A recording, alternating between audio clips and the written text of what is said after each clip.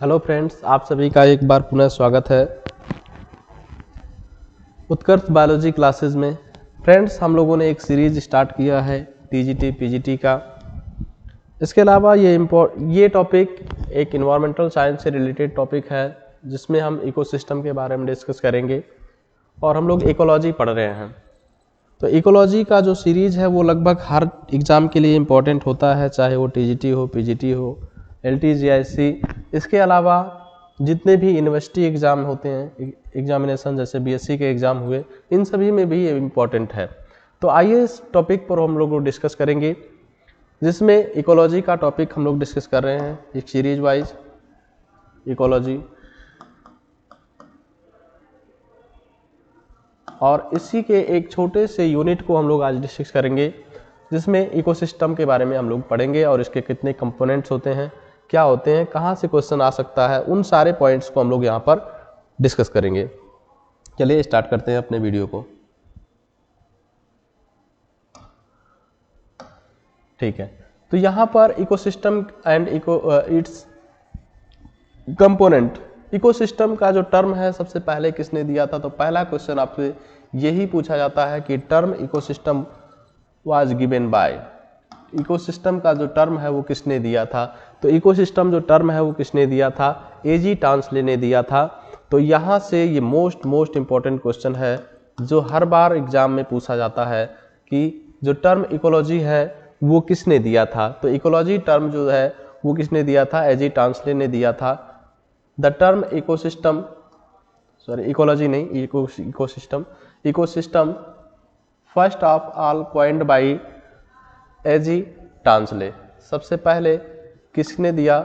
एजी Tansley ने इस word को दिया, जो हर बार एग्जाम में पूछा जाता, तो आप इस चीज को रट लेंगे। According to Tansley, ecosystem is symbol of structural and functional unit of nature. Tansley ji के अनुसार इकोसिस्टम क्या है? इकोसिस्टम जो है एक सिंबल है स्ट्रक्चरल और functional unit of nature. Nature का यह एक सिंबल है। दूसरा एक साइंटिस्ट और है एपी ओडम। एपी ओडम के अनुसार इन्हें क्या कहा जाता है? फादर ऑफ इकोसिस्टम कहा जाता है। इन्हें इकोसिस्टम के जनक कहा जाता है। तो इन्हें इकोसिस्टम का जनक कहा जाता है। और फादर ऑफ इकोलॉजी अगर आपसे पूछे तो फादर ऑफ इकोलॉजी हम लोग पिछले वीडियो में डिस्कस कर चुके हैं। फादर ऑफ इकोलॉजी कहा जाता है रीटर को, यदि विश्व लेवल पर पूछता है तो रीटर, यदि इंडियन पूछे तो प्रोफेसर रामदेव मिश्रा, आरडी मिश्रा। अच्छा, इन्होंने भी एक डेफिनेशन दिया अपना, ओडम साहब ने। इन्होंने कहा ecosystem is the smallest structural and functional unit of nature and environment. तो इनकी जो डेफिनेशन है, आपसे डेफिनेशन पूछा जा सकता है कि ओडम के अनुसार इकोसिस्टम की डेफिनेशन जो दी गई है वो क्या है? तो ओडम के अनुसार जो इकोसिस्टम है वो एक बेसिक या smallest structural and functional unit होता है एनवायरनमेंट का या फिर नेचर का। अगली डेफिनेशन हम देखेंगे, द टोटल लिविंग फैक्टर्स, चाहे वो biotic factor and total non living factor या abiotic factor of environment, particular environment in होना चाहिए, in a particular area is called ecosystem. यानी इकोसिस्टम क्या है? एक पर्टिकुलर एरिया में पाए जाने वाले जो भी बायोटिक और एबायोटिक फैक्टर हैं उन्हीं को हम क्या कहते हैं? इकोसिस्टम कहते हैं। तो नोट पॉइंट क्या है यहाँ पर? इकोसिस्टम एक बाउंड्री है। The boundary of ecosystem are indistinct, मतलब ये ओवरलैपिंग मैनर में होती है। जो ये कैरेक्टर अभी आपको ध्यान में रखना है कि जो बाउंड्री होती है इसकी वो ओवरलैपिंग होती है, यानी हर एक इकोसिस्टम एक दूसरे के साथ लिंक होते हैं, चाहे वो वाटर हो, मतलब कोई भी एक इकोसिस्टम है वो आपस में क्या होते हैं? दो इकोसिस्टम आपस में ओवरलैप करते हैं, लिंक होते हैं। ये पॉइंट आपको ध्यान में रखते हैं, नोट पॉइंट है, मतलब इंपॉर्टेंट है। तो आप लोग यहाँ से जो बनने वाले क्वेश्चन है, पहला क्वेश्चन आपसे यहाँ पूछा जाएगा कि ये टर्म किसने दिया, इकोसिस्टम, इकोलॉजी टर्म किसने दिया, फादर ऑफ इकोलॉजी कौन है, फादर ऑफ इकोसिस्टम कौन है, किनके अनुसार कौन सी डेफिनेशन दी गई है। अब हम अगले पॉइंट पर चलेंगे, इसके कुछ फीचर्स देखेंगे, इकोसिस्टम के क्या क्या फीचर्स होते हैं। तो पहला फीचर्स इसका है, इकोसिस्टम का फर्स्ट फीचर है, they are necessary for the maintenance of life. जीवन को मेंटेन करने के लिए ये आवश्यक होते हैं, ये जीवन को मेंटेन करने के लिए आवश्यक होते हैं। दूसरा, it is self regulatory and sustaining, ये स्वतः में ही रेगुलेट और सस्टेन होते रहते हैं। तो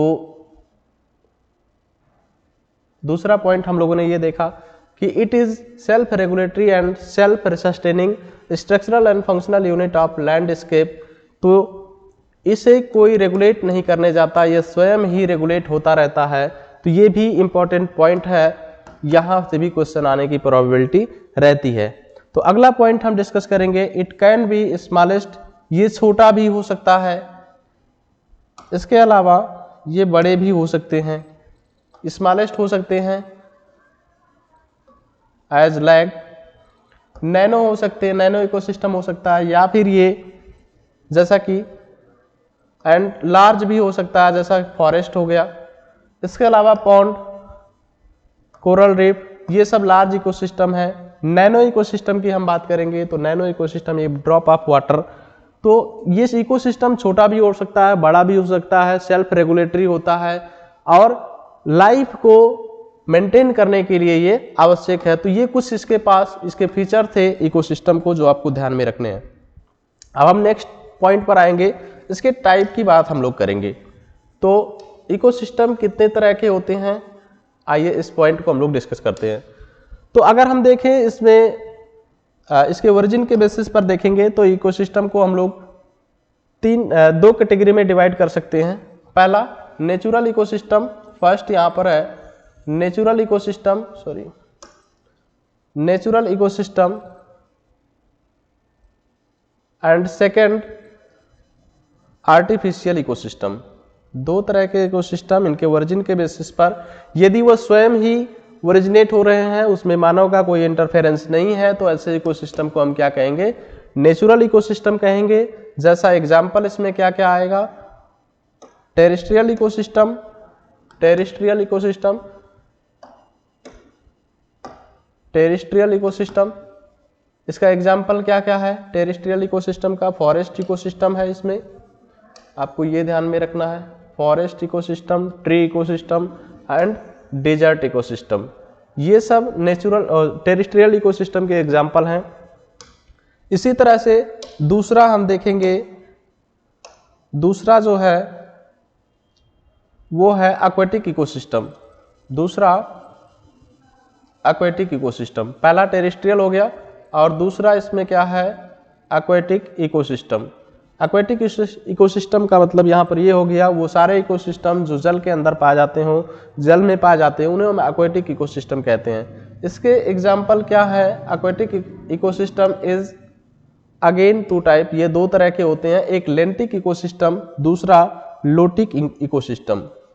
लेंटिक इकोसिस्टम का मतलब यहाँ पर ये है स्टिग्नेंट वाटर, जो इकोसिस्टम ठहरे हुए पानी में पाए जाते हैं, जो इकोसिस्टम ठहरे हुए पानी में पाए जाते हैं या रुके हुए पानी के अंदर पाए जाते हैं, ऐसे इकोसिस्टम को हम क्या कहते हैं, ऐसे इकोसिस्टम को हम लेंटिक इकोसिस्टम कहते हैं। ऐसे इकोसिस्टम को हम क्या कहेंगे, लेंटिक इकोसिस्टम कहते हैं। और जो इकोसिस्टम रनिंग वाटर में पाए जाते हैं उसे हम लोटिक इकोसिस्टम कहते हैं। तो लेंटिक और लोटिक आपको समझ में आया होगा।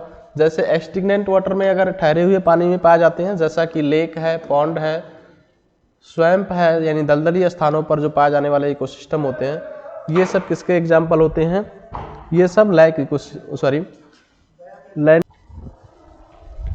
ठीक है, तो हम इसके टाइप के बारे में डिस्कस कर रहे थे। तो आर्टिफिशियल इकोसिस्टम क्या होता है, यानी आर्टिफिशियल इकोसिस्टम वो इकोसिस्टम होते हैं जो एक ह्यूमन के द्वारा बनाया जाता है, यानी मानव के इंटरफेरेंस से जो इकोसिस्टम बनता है उसे हम आर्टिफिशियल इकोसिस्टम कहते हैं। अच्छा, मैं यहाँ पर डिस्कस कर रहा था लोटिक इकोसिस्टम। लोटिक इकोसिस्टम यानी जो रनिंग वाटर में पाए जाने वाले इकोसिस्टम होते हैं उन्हें हम लोटिक इकोसिस्टम कहते हैं। जैसे रिवर एक रनिंग वाटर का इकोसिस्टम है।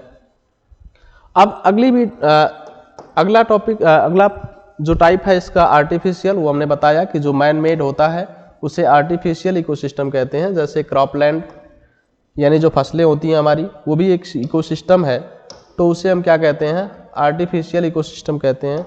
दूसरा गार्डन इकोसिस्टम, गार्डन भी हमारा क्या है, एक मानव मेड है यानी ह्यूमन मेड है, तो इसे भी हम आर्टिफिशियल में लिखेंगे। इसके अलावा अगर हम इसके साइज के बेसिस पर देखें तो साइज के बेसिस पर हम देखेंगे on the basis of size, size के बेसिस पर इकोसिस्टम के टाइप ऑफ इकोसिस्टम, तो 4 तरह के हम इकोसिस्टम यहाँ पर साइज के बेसिस पर देखेंगे।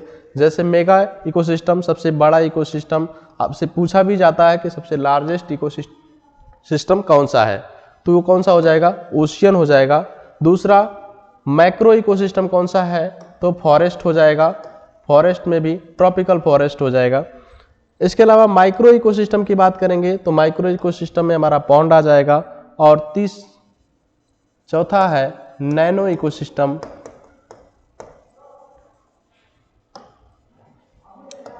नैनो इकोसिस्टम, तो नैनो इकोसिस्टम में कौन आता है, नैनो इकोसिस्टम में आता है ये drop of water, drop of water, पानी की एक बूंद भी एक इकोसिस्टम का एग्जाम्पल है, तो उसे हम इकोसिस्टम मानते हैं। तो ठीक है, आज के वीडियो में हम लोगों ने यहाँ तक डिस्कस किया। अब अगली वीडियो में हम इसके कंपोनेंट के बारे में डिस्कस करेंगे। तो तब तक के लिए आप सभी को धन्यवाद।